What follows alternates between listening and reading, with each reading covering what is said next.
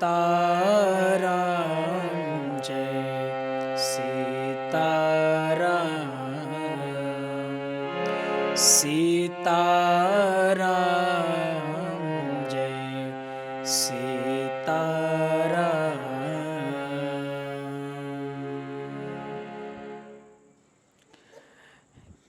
कल के प्रसंग में आप सभी ने बहुत ही आनंद के साथ समझा था कि सती जी अब श्री राम जी का परीक्षण करने के लिए निकली हैं। भगवान भोलेनाथ ने कहा था जाइएगा लेकिन विचार करके जाएगा, अकेले विचार से कुछ नहीं होगा, इसलिए विवेक पूर्ण विचार करिएगा। जीवन में विचार सब करते हैं लेकिन विवेक पूर्ण विचार सब नहीं करते हैं। रावण विचार तो करता था परंतु उससे विवेक को गायब कर देता था, और जब जब विचार से विवेक गायब हुआ है तो अनर्थ ही हुआ है। सती जी परीक्षा लेकर के लौट रही हैं, भगवान भोलेनाथ के पास गई। भगवान शंकर ने कहा गई समीप महेश तब हंसी पूछी कुशलात, लीन परीक्षा कबन विधे कहु सत्य सब बात। भगवान भोलेनाथ ने अपने पास बैठाया सती जी को और कहा देवी जी ले आई परीक्षा, क्या हुआ वहां पर। अच्छा देवी याद रखिएगा जो जो वहां पर हुआ है आप सब कुछ मुझसे कहिएगा। कहा हो सत्य सब बात, यहां सत्य ऐसे ही नहीं लिख दिया गया है। रामचरित्र मानस में एक एक शब्द की अलग भूमिका है, अलग गरिमा है, और इस गरिमा को हर कोई नहीं समझ सकता है। जो गुरुदेव के सानिध्य में रह करके खूब घिसा है, गुरुदेव का जूठन पाया है, वही मूल तत्व को समझ सकता है। अन्यथा घूमते रहिए, खोजते रहिए, मूल तत्व प्राप्त ही नहीं होगा। एक एक बात महत्वपूर्ण है। कहा हूं सत्य सब बात। भगवान शंकर जानते हैं कि जब व्यक्ति विपत्ति में होता है या अपने आप को श्रेष्ठ दिखाना चाहता है या उसकी बुद्धि भ्रमित हो जाती है तब वह झूठ बोलना प्रारंभ कर देता है। इसीलिए भगवान भोलेनाथ कह रहे हैं कि देवी जो जो वहां पर हुआ है आप सब कुछ मुझसे कहिएगा, परंतु सत्य कहिएगा, झूठ ना कहिएगा। सती जी ने कहा महाराज आप भी कौन सी बात लेकर के बैठे हो, मैं परीक्षा लेने गई थी, जब रास्ते में पहुंची तो मुझे आपका ख्याल आया, मुझे आपकी बातें याद आने लगी कि बताओ मैं आपका अनादर करके परीक्षण करूंगी, ये तो गलत होगा ना। कुछ भी हो आप मेरे स्वामी हैं और आपकी बात को मानना यह मेरा परम धर्म भी है। इसीलिए मैं आधे रास्ते से ही लौट आई, दूर से मैंने देखा और उन्हें प्रणाम कर लिया। जैसे आपने प्रणाम किया था वैसे ही मैंने प्रणाम कर लिया। भगवान शंकर ने मन ही मन सोचा अगर हमारे जैसे प्रणाम ही करना था तो हमारे साथ ही कर लेती, इतना भ्रम उत्पन्न करने की क्या आवश्यकता थी। भगवान शंकर नेत्र बंद करिए। तब शंकर देखे उधर ध्याना, सती जो कीन चरित सब जाना। तब शंकर देखे धैर्य ध्याना। भगवान भोलेनाथ ने तुरंत अपने योग बल के माध्यम से देखा जो जो वहां पर हुआ था। भगवान भोलेनाथ ने पहले ही निश्चय कर लिया था कि जो मेरे प्रभु का ना हो सका वो मेरा क्या होगा। भगवान भोलेनाथ के लिए इस संसार में वही प्रिय है जो राम जी का दास है। राम जी से बैर करके कोई कितना भी विद्वान हो, कोई कितना भी ज्ञानी हो, कितना भी सोचे कि मुझे भगवान भोलेनाथ की प्राप्ति हो जाएगी, असंभव है। भगवान राम को पाना है तो शंकर जी के द्वार पर जाइए, उनका दरवाजा खटखटाइए, और भगवान शंकर को पाना है तो राम जी के चरणों में लौट जाइए। भगवान शंकर ने संकल्प लिया, एहि तन सती भेंट मोहि नाही। इस शरीर में मेरा और सती का मिलन नहीं हो सकता है, क्योंकि इन्होंने मेरी मां का रूप धारण किया है। एक बार झूठ बोलती, परीक्षण लेने के लिए चली गई, वो मैं सहन कर सकता था, परंतु मेरी मां का रूप धारण कर ली। अब मैं इनमें अपनी पत्नी का स्वरूप नहीं देख सकता हूं।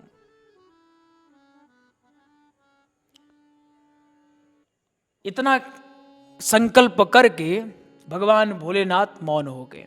100 वक्ता को मौन हरावे। अगर कोई ज्यादा बकबक करे तो मौन हो जाना चाहिए, बोलना नहीं चाहिए। कोई व्यक्ति हमारे पास आया, खूब चिड़चिड़ा रहा है, खूब क्रोध में है, और अगर सामने से आप भी क्रोध दिखा दिए तो मामला फिर उल्टा पड़ जाएगा। ये बात वैसी हो जाएगी कि आग में आपने घी डाल दिया। कोई क्रोधित है या कोई अज्ञान बस तरह तरह की बातें कर रहा है तो मौन हो जाना अधिक बेहतर है। सबसे अच्छा यही शस्त्र है कि मौन हो जाइए। भगवान भोलेनाथ मौन हो गए और मौन होकर के ध्यानस्थ हो गए। सती जी वहीं पर बैठ गईं। अभी सती जी को इस बात का तनिक भी भान नहीं है कि स्वामी ने क्या संकल्प कर लिया है। इतना बड़ा संकल्प ले लिया भगवान भोलेनाथ ने। सती जी सामने विराजमान है। पुनः एक बात समझिए आप लोग, बहुत साधारण बात नहीं है, अगर समझ गए तो बहुत साधारण बात है। भगवान भोलेनाथ ने संकल्प लिया है कि इस तन के साथ हमारा और सती का मिलन नहीं हो सकता है। संकल्प लेते ही समाधिष्ट हो गए। जब समाधि खुली तो भगवान भोलेनाथ ने सती जी के लिए आसन दिया, और बगल में आसन नहीं दिया, अपने सामने आसन दिया। क्यों? क्योंकि माता का भाव है। अच्छा, आसन किसे दिया जाता है? जो हमसे श्रेष्ठ हो, हमसे जो छोटा है या हमारे समकक्ष है, उनके लिए इस औपचारिकता की आवश्यकता नहीं है। कोई गुरु के घर जाए और कहे कि गुरु ने हमसे पूछा ही नहीं बैठने के लिए, गुरु जी ने तो हमसे कहा ही नहीं कि बैठ जाओ बेटा, सो जाओ बेटा, तो ऐसे में नाराज नहीं होना चाहिए। क्योंकि गुरुदेव का ख्याल रखना एक शिष्य का काम है। हाँ, गुरुदेव को भी चाहिए कि अपने शिष्य का ख्याल रखें, परंतु अगर नहीं पूछा गया तो नाराज भी नहीं होना चाहिए। एक बच्चे का दाखिला स्कूल में करवाया गया। स्कूल पहुंचा, घर में बड़ा सम्मान होता उसका। स्कूल गया, मास्टर साहब ने सारे बच्चों को साथ में कहा सब लोग बैठ जाना हो गया। अब उसकी आदत थी स्पेशल ट्रीट की, उसे कुछ कहा ही नहीं, वो रो कर के घर भाग गया। पिताजी ने पूछा क्या हुआ, किसी ने तुझे डांटा क्या? बच्चे ने कहा मास्टर साहब ने मुझे बैठने के लिए कहा ही नहीं, मैं खड़ा रहा, मैं भाग आया, कोई लेना देना ही नहीं किया। भगवान भोलेनाथ ने अपने समकक्ष आसन दिया और सती जी विराजमान भी हो गए। चूंकि भगवान भोलेनाथ समाधि से जागृत हुए थे। अच्छा, समाधि में करते क्या है? वही महामंत्र का जाप, श्री राम श्री राम श्री राम। भगवान भोलेनाथ ने सोचा मैं सती जी को कुछ राम जी के गूढ़ रहस्यों के बारे में सुना देता हूं। जैसे ही कथा प्रारंभ करा, सती जी ने कहा स्वामी जी वो देखिए दूर से कुछ लोग जा रहे हैं, और कुछ वार्तालाप कर रहे हैं। गोस्वामी तुलसीदास जी लिखते हैं, सती बिलो के व्योम विमाना, जात चले सुंदर विधि नाना। व्योम का अर्थ होता है आकाश। आकाश मार्ग से बहुत सारे विमान उड़ रहे हैं, अत्यंत सुंदर और मनोरम है वो। और उनमें क्या हो रहा है, सुर सुंदरी करही कल गाना, सुनत श्रवण छूटहि मन ध्याना। सुर सुंदरी जो देवांगनाएं हैं सुंदर सुंदर गान कर रही हैं, और वो ऐसा मधुर गान है कि श्रवण करके जो सिद्ध मुनि जन है उनका भी ध्यान छूट रहा है। सती जी ने देखा कि आकाश मार्ग से कुछ लोग जा रहे हैं और वो किसी यज्ञ की चर्चा कर रहे हैं। कानों में एक ध्वनि पड़ी और वो यज्ञ पता चला कि पिताजी के यहाँ हो रहा है। पिताजी कौन? दक्ष प्रजापति के यहाँ। सती जी ने कहा, नाथ अभी कथा को यहीं रोक दीजिए और तैयार हो जाइए, हमें चलना है पिताजी के यहाँ। भगवान भोलेनाथ ने कहा, न्योता मिला है कि ऐसे ही जाना है? सती जी ने कहा, पिता के यहाँ कोई न्योता का इंतजार करता है क्या? भगवान भोलेनाथ ने कहा, न्योता का इंतजार कोई नहीं करता है। गुरुदेव, माता पिता, इनके घर जाने के लिए किसी निमंत्रण का इंतजार नहीं करना चाहिए, जब इच्छा हो पहुंच जाऊं। सती जी ने कहा, जब आप ये सब जानते हैं तो चलिए हमारे साथ, क्यों नहीं चलते हैं? भगवान भोलेनाथ ने कहा, निमंत्रण का इंतजार तब नहीं करना चाहिए जब खटपट नहीं है। खटपट हो और बुलाया ना जाए, इसका अर्थ है कि वो हमें बुलाना ही नहीं चाहते। तब भगवान भोलेनाथ ने सारे खटपट का वर्णन कर दिया, किस तरह से दक्ष ने भगवान भोलेनाथ को बहुत सारी बातें कही थी। सारा वर्णन सती जी के समस्त कर दिया। सती जी ने कहा, नाथ आपके पिता तुल्य हैं, कुछ गलती हो गई, हो जाने दीजिए, उसको हृदय में मत लीजिए। पिताजी भूल गए होंगे, अवस्था भी हो चुकी है। भगवान भोलेनाथ ने कहा, भूल नहीं गए हैं, मैं आपको यथार्थ बात बताता हूं। दक्ष सकल निज सुता बुलाइए, हमरे बैर तुम बिसराए। भूल नहीं गया है, आपका पिता जानबूझ करके हमें बुलाया नहीं है। आपके पिता हमको दुश्मन समझते हैं, बैरी समझते हैं। सभा में हम खड़े नहीं हुए तो उन्हें लगा हम उनका सम्मान ही नहीं करते। उन्होंने मुझे न जाने कैसे कैसे शब्दों का प्रयोग किया है और मुझसे दुश्मनी है, इसी कारण से आपको भी उन्होंने बुलाया नहीं है। नीति यही कहती है कि हमें नहीं जाना चाहिए। भगवान भोलेनाथ ने खूब समझाया। कही देखा हरि जतन बहु, रहै न दक्ष कुमार, दिए मुख्य गण संग तब, विदा कीन्ह त्रिपुरारी। बहुत प्रयास करने के बाद भी जब सती जी समझी नहीं तो भगवान भोलेनाथ ने गणों को आदेश दिया कि तुम लोग जाओ और कोई गड़बड़ हो तो संभाल लेना। अच्छा, भगवान भोलेनाथ को सब पता है कि वहां गड़बड़ कितनी होगी, क्योंकि बिना बुलाए जा रही हैं।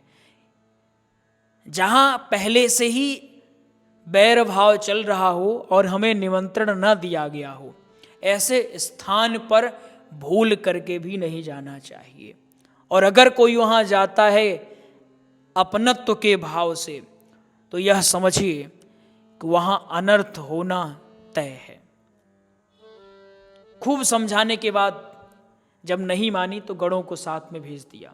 विशेष आज्ञा दे करके। कहीं कोई गड़बड़ करे तो आज्ञा का इंतजार मत करना, तुरंत आक्रमण करना। सती जी पहुंचती हैं अपने पिता दक्ष प्रजापति के यहां। सारी बहनों ने जब देखा तो कुटिल मुस्कुराहट है सबके चेहरे पर, ऐसी मुस्कुराहट कि देखो इन्हें बुलाया नहीं गया फिर भी चले आए हैं दौड़ करके। लेकिन एक है जो प्रेम से मिल रही है, कौन? सादर भले ही मिले एक माता, भागिनी मिले बहुत मुस्काता। बहनों ने तो अलग ही मुस्कुराहट दिखाई। अच्छा, मुस्कुराहट भी बहुत प्रकार की होती है। कुटिल जन जो होते हैं आपके सामने जब आएंगे ना, इतना मुस्कुराएंगे, ऐसा लगेगा कि ये आपके करीब ही हैं, ऐसा लगेगा इनसे बढ़ कर के आपका हितैषी कोई हो ही नहीं सकता। और जहां ही दूर गए थोड़ा सा, ले निंदा ले निंदा। ऐसे लोगों से सतर्क रहना चाहिए।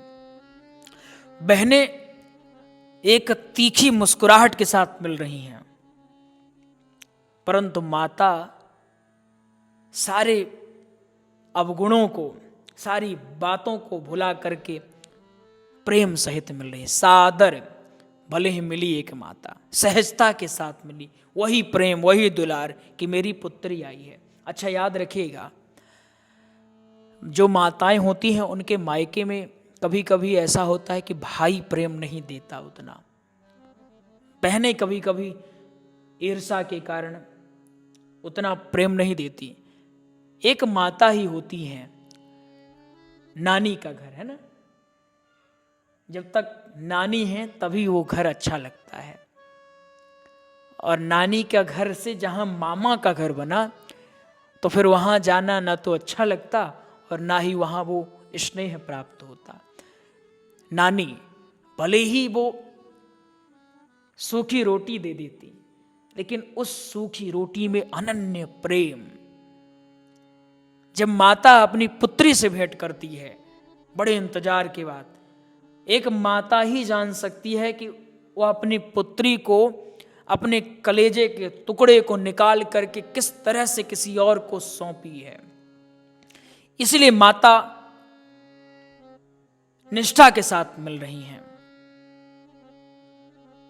सती जी माता से भेंट करी, पिताजी ने बात ही नहीं किया। सती जी ने सोचा कोई बात नहीं, मन मुटाव चलता रहता है। सती जी पहुंची यज्ञशाला में जहां पर यज्ञ हो रही।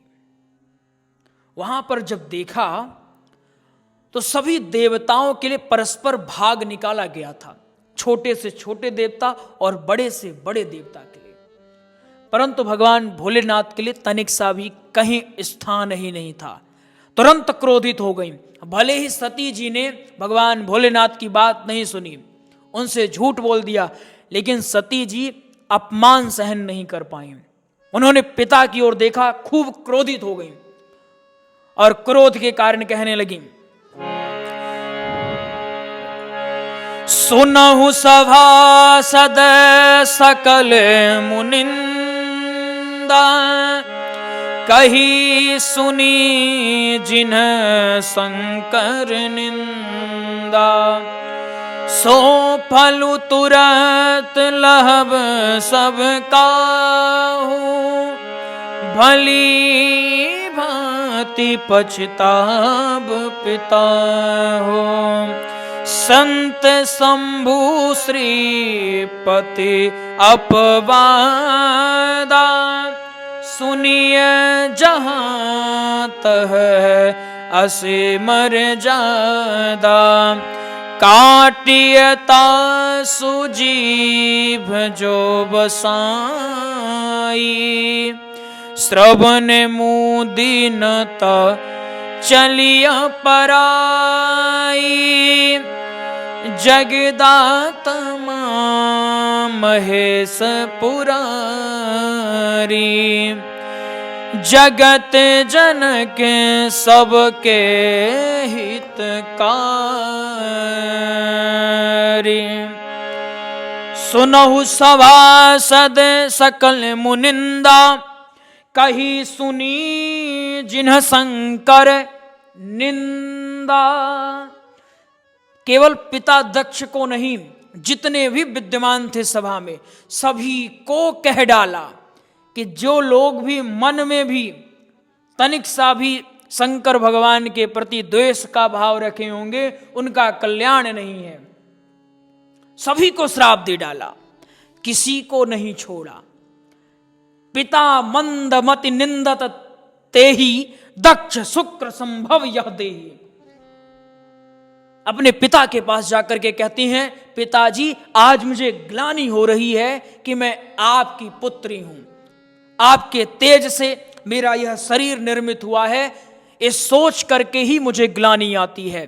इसीलिए तजिहं तुरत देहत ही हेतु, उरधरि चंद्र मौलि वृष केतु। इसीलिए मैं अपने हृदय में, उर माने हृदय, और वृष केतु कौन है? वृष केतु भगवान भोलेनाथ। माता सती कहती हैं, इसीलिए मैं अपने हृदय में भगवान भोलेनाथ को स्थापित करके यह शरीर त्याग रही हूं। ऐसा कह करके योगाग्नि के माध्यम से अपने शरीर को भस्म कर लिया। सारी सभा में हाहाकार मच गया, भयौ सकल मख हाहाकारा। सारी यज्ञशाला में शांति का वातावरण छा गया। कहां का यज्ञ, कहां का कहां का वो, सारे लोग भयभीत हो गए। अब भगवान भोलेनाथ हमें छोड़ेंगे नहीं। अब उन भगवान भोलेनाथ का तीसरा नेत्र खुलेगा। सभी लोग कहने लगे, दक्ष ये तूने क्या किया?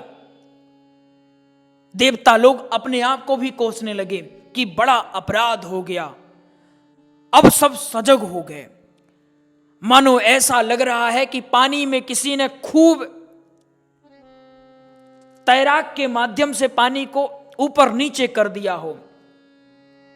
ऐसा लग रहा है कि पानी में जोर का भूकंप जिस प्रकार आ जाता है और जो मछलियां होती हैं वो भयभीत हो जाती हैं, उसी प्रकार से उस मख माने यज्ञशाला में जितने भी लोग हैं सभी भयभीत हो रहे हैं, कांप रहे हैं। हर कोई एक दूसरे का मुंह देख रहा है, अब तुम्हारा क्या होगा, अब तुम्हारा क्या होगा। भगवान के गणों ने सारी यज्ञशाला को ध्वस्त कर दिया। माता सती ने जिसको जैसा श्राप दिया था, गणों ने ऐसा ही किया। माता सती अपने हृदय में भगवान भोलेनाथ को विराजमान करके योगाग्नि के माध्यम से अपने इस देह को तजी। इसीलिए पूर्व जन्म में वो पार्वती के रूप में अवतरित हुई। शेष प्रसंग हम अगले सत्र में समझेंगे। आज के लिए इतना ही। आप सभी को सादर जय सिया राम।